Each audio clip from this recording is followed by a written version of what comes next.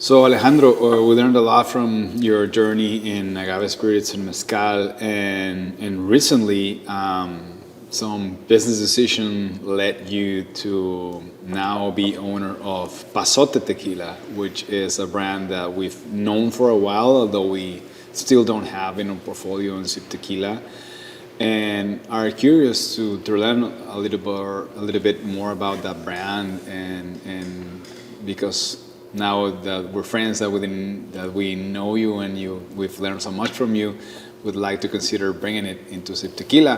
When we are analyzing new brands and learning about new products to bring into our portfolio, we always love to hear about the makers and about the story of Pasote. And what can you tell us a little bit about that, and so we consider Pasote for Sip Tequila? Exactly. Well, excited for this communication on Pasote, or this interview.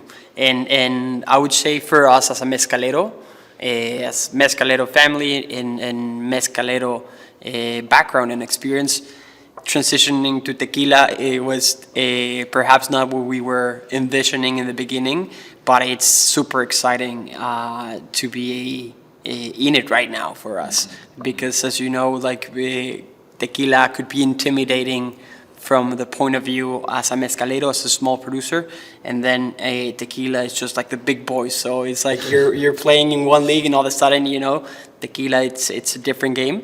But sort of like our jump to tequila with the acquisition and adding Pasote to the family, into the portfolio, it's sort of like trying to take it to the roots.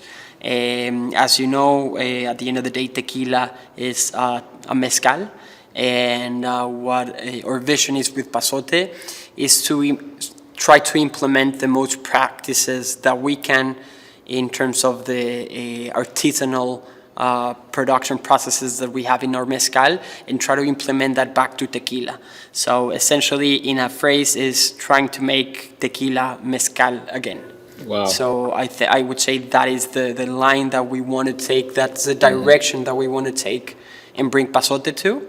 And it's very exciting. We're taking a very amazing ship that was crafted by the old ownership, 3 Badge. So if I may tell you a bit more of the story of the brand. Yeah, of course. I mean, first of all, just understanding that tequila is another mezcal. I love that you mentioned that, because people don't understand that all of the agave spirits in Mexico and their different denominations or appellations of origin and names are basically in essence are the same. And what do you mean when you say tequila is another mezcal? Exactly. So indeed, you have the appellation of origins, and for instance, when I say that is because tequila, and it's fun because you have some mezcales that are certified as mezcal, that are made with blue agave, but the reason is where you can make tequila, you cannot make mezcal, and where you can make mezcal, you cannot make tequila. So the DO reflects a thin line versus one region and the other region, so that there is no overlapping. Okay. But at the end of the day, the tequila would be a larger scale mezcal when it comes that it is an agave spirit, that it is double distilled, triple in some cases, not in ours, and it is sort of like that same process. So it is a mezcal from the region of Jalisco that has been made with the Blue Weber in this particular region of Mexico. So our objective is to try to implement different parts of the process, so that we can take it sort of like in reverse back to the most mezcal production type that we can, or the most artisanal, or sort of like handcrafted process. Yeah, I think that tequila has a lot to learn from mezcal, or get back from it. Maybe it was like that in the beginning when tequila was not as big industry, and it was more craft and more artisanal. Back when it started being exploited by the Spaniards, and it became a thing. But there's because there are some practices, as you were mentioning, that are very valuable in mezcal making that many tequila brands or tequileros could benefit from if they apply in their tequila making process and they take back. And I find that very, very interesting. And even they just disclosing some information of the label, right? Because tequileros weren't used to say a lot about how their products are made in their labels, or where their agaves came from, or the time, the production processes, each stage of the production, how long it took. All of those details that we see in mezcal labels, we're starting to see in tequila labels now. And that's great. I mean, it's more information to the consumer, it's more education, and it means it has more tools to appreciate what they have and what's in the bottle, right? Yeah. How different? I know that there's some mezcaleros, or there's a view of tequila within the mezcal world, and some mezcaleros see tequila not with jealousy, but with some resentment. I sense that there is some resentment with maybe it is like I see it, to me, I almost feel like mezcaleros think of tequila that a mezcal that sold out. They say tequila went mainstream, so you're not true to your core anymore. Like, what do you think about that? Yeah, either way, there's so much to say. I love this conversations, but if I take the first part of the conversation, I think I agree with you. When tequila started it was vino de mezcal. If you see the first labels of an old Sausa or an old, one of the old tequilas, even from Cuervo back in the day, it said vino de mezcal. And so they were produced for the most part like we see the mezcales today. So they started the same. What happened is, just as you mentioned, tequila grew so fast and so much that I would say, and I'm talking at this point not as a tequila, I would say professional or tequila expert. I'm more a mezcal expert than tequila, but aficionado and passionate. And so tequila, what happened is, in my opinion, in some mezcaleros, it grew so fast due to the really explosion of this spirit. So they were looking for efficiencies, and so they looked for sort of replicating the model of some bourbons or some whiskeys. And so they went from that mezcalero production process to big factories, and even with information, as you were saying, like the DO doesn't require you to really disclose more information, so they just went to put the basics. And I think now the tendency is like reverting, and you see great brands nowadays that we know and love, that they just purposely and due to the wish to put more information out and transparency, they put more information just to have that highlighted, as mezcal is already doing or has been doing for the last years. So I think that's a great thing, and that's what we want to keep doing with PASOTE, to be able to show more information, detail more information, and try to put that production process a bit more like it was in the old days. Yeah. Well, even the word mezcal, its roots and origins comes from, it means cooked agave, right? So mezcal means cooked agave in, I don't know which dialect, indigenous, I don't know if it's Nahuatl or which one of the indigenous dialects in Mexico. So that's the origin of the roots of the similarities between tequila and mezcal, of at least how they were born. But so tell us a little bit about the story of PASOTE. We know that when I started seeing the brand around, I saw that it was made at El Pandillo with Felipe Camarena, and they switched distilleries. Tell us a little bit about it. Yes, of course. So Pasote was born at El Pandillo, indeed, and it was crafted by Maestro Tequilero Felipe Camarena, and the brand grew in that nom. And eventually, a few years ago, perhaps around 2 to 3 years ago, the old ownership of Pasote changed noms to El Tepozan in Los Altos de Jalisco, and they transitioned the nom to that one, and it's been what I like about this new nom and what it's being done in El Tepozan, it is still family owned, just like Felipe. It's family owned and run. Right now, the new generation is running the distillery, which are, it's a young family, and they're doing it the right way. They started like cagaveros, and then eventually they created their own distillery in the 90s, and so the partnership has been there, and really highlights. This is a region where it's really dry, so the agaves do not necessarily receive a lot of water or rain.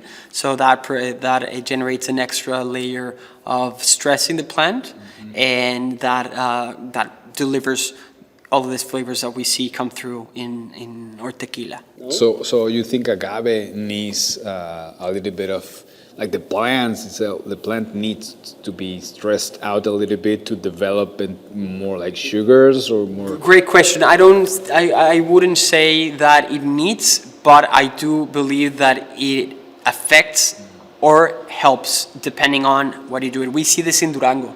As mezcaleros, the cenizo is an agave that grows in a really dry part of the country. We have a big rainy season, May through October, but the rest, it's pretty dry.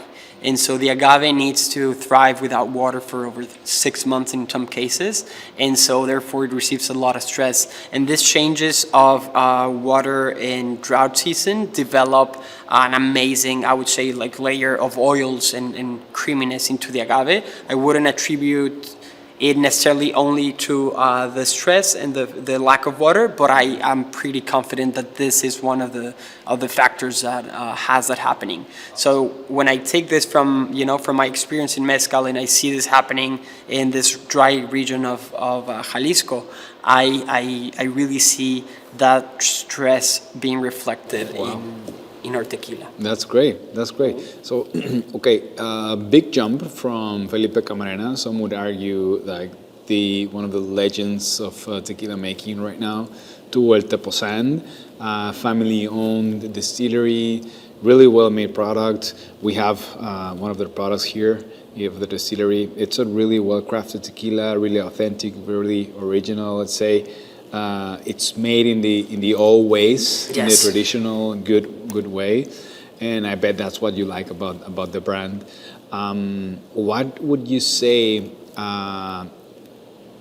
makes Pasote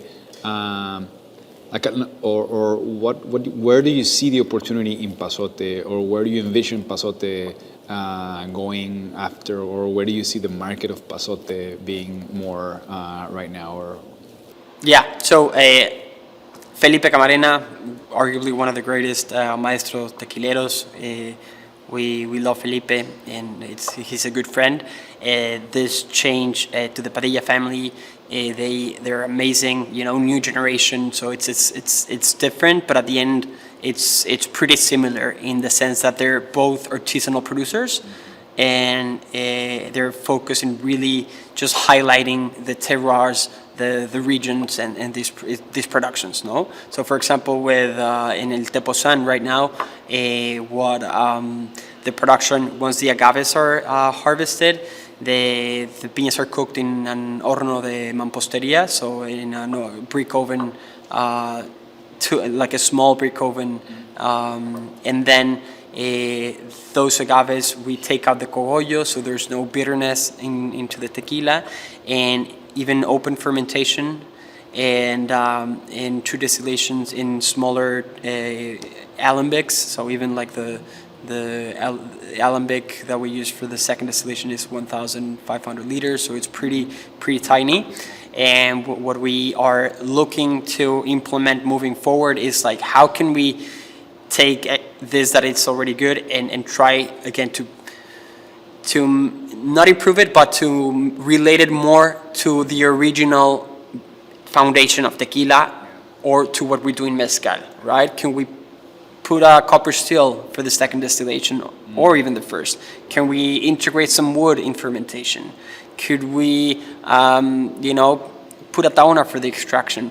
So all of these small pieces that, my brother Christian wants to implement in PASOTE, I would say this is going to differentiate PASOTE not only from where it is as a great brand right now, but among other tequilas. And that's the vision that we want to integrate PASOTE into our portfolios to speak the same language, right? Traditional agave spirits, no matter if it's Oaxaca with Bozal, or or Jalisco with PASOTE. It's sort of like the same tone of the conversation. Are we going to expect innovations in PASOTE, or more like, I don't know, like you have in your Bozal line, any of those new SKUs coming out soon? I would say yes. Let's expect for some innovation. It's part of our nature. We're going to keep maintain like the line, but we want to. I think something that the tequila. You see in Bozal we have 24 expressions. And so in tequila, you see a lot of innovation coming in a few distilleries, but I think it's not yet where it should be. And that's what we want to do in PASOTE, to be more innovative, like take it batch by batch, doing some more experimental, but keeping the traditional ways of producing tequila, but with more just like unique batches. I would say that's something that we want to integrate into the brand.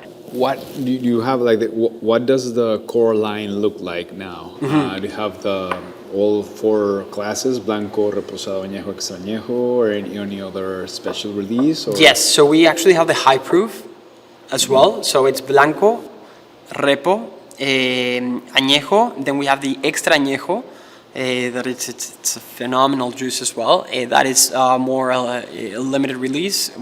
It's not in stock 24/7, so it's more like allocated limited releases. And then we do have the high proof that it's in our constant lineup, which is phenomenal. It's bold, it's rich, it's a lot of intense flavors, very mineral. Mm-hmm. And so that is an expression that we do want to highlight and really put out there. I think it's a beautiful tequila.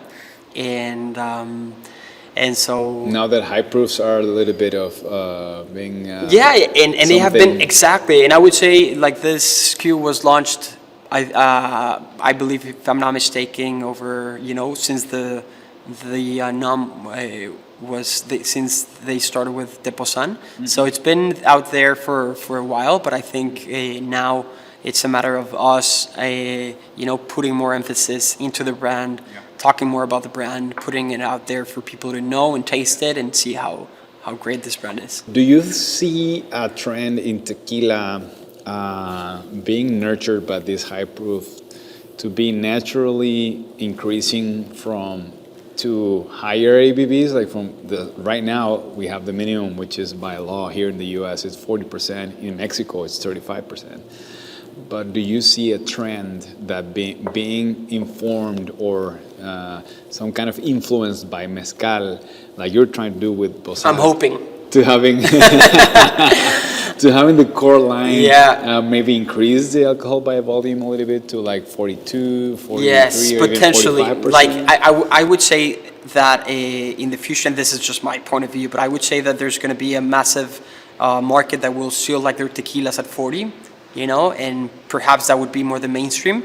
But I do see like independent brands that are loved and shared by us that they are perhaps going to transition it more to higher proofs, just like we do in mezcal.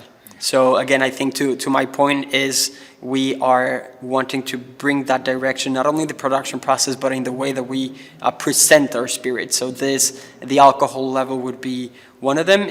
Not necessarily we're going to put all at 110 proof. We're 107, but I would say we are inclined into just like trying to keep it more the old school, and so I think we might be seeing a bit higher proofs along the line moving forward. Like And- I love that for our more hardcore fans here. Sip Tequila. Exactly. But it's amazing. You see that now, with the Lalo high proof, which is it's amazing. Well, Arete has always had their high proof, which is phenomenal. And I think that's a way in which people can experience just like the Blanco, which is the base for the rest ones, but straight from the steel or just like in a more potent and pure way. So I'm really looking forward to have PASOTE here in our Sip Tequila lineup and hopefully showcase it in one of our events here at the store in Florida. looking forward for it. Same thing. Thank you so much, AP. It's a pleasure being here, sipping on some amazing Blanco, and we'll definitely make it happen. Congratulations again, and great, the best of luck and all of the success. Salud. Muchas gracias. Salud. Salud.